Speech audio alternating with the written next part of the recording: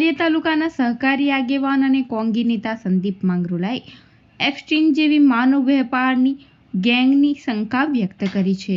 વાલિયા તાલુકાના સહકારી આગેવાન અને ગુજરાત પ્રદેશ કોંગ્રેસ સમિતિ મહામંત્રી સંદીપ માંગરોલાએ ભરૂચ તાપી જિલ્લામાં મહિલાઓ અને બાળકો ગુમ થવાના વધતા બનાવોને લઈ રાજ્ય સરકારને પ્રશ્ન કર્યો છે અને વિધાનસભામાં રજૂ થયેલ વિગતો મુજબ છેલ્લા 2 વર્ષમાં બંને જિલ્લાઓમાં મહિલાઓ અને બાળકો ગુમ થવાના કેસ નોંધાયા છે, જેમાં અનેક કેસો હજી શોધવાના પેન્ડિંગ છે. ત્યારે આ બાબતે તપાસ કરવામાં આવે તેવી આજરોજ માંગ કરી છે.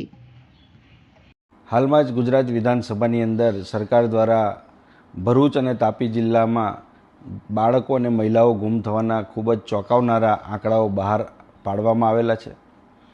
લગભગ આ 2 જિલ્લામાં 300થી પણ વધારે બાળકો ગુમ થયેલા છે અને અનેક મહિલાઓ ગુમ થયેલી છે.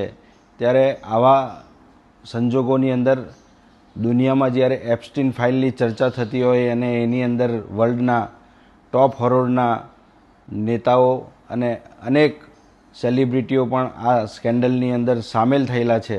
ભારત પણ એમાંથી બાકાત નથી અને ભારતના પણ અનેક નામી લોકોના નામ આ એપ્સ્ટીન ફાઇલમાં આવી રહેલા છે.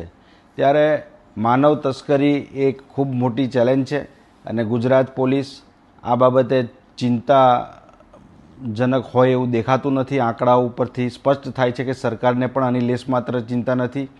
રાજ્યના નાયબ મુખ્યમંત્રી અને ગૃહ વિભાગનું ખાતું જેમની પાસે છે તેઓ માત્ર પોતાની નેતાગીરી ચમકાવવાની અંદર વ્યસ્ત છે અને રાજ્યની અંદર કાયદો અને વ્યવસ્થા કથળેલી હાલતમાં છે.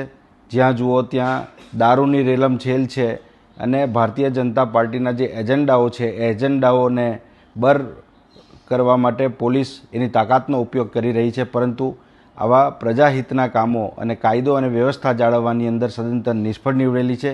ત્યારે તાત્કાલિક આ બાબતે સરકાર એક્શનમાં આવે, સીટની રચના કરવામાં આવે અને આ અંગે તાત્કાલિક કાર્યવાહી કરી અને જે ગુમસુદા બાળકો અને મહિલાઓ છે એને શોધી કાઢવા માટેનું એક સ્પેશિયલ ટાસ્ક બનાવવામાં આવે એવી કોંગ્રેસની માગણી છે.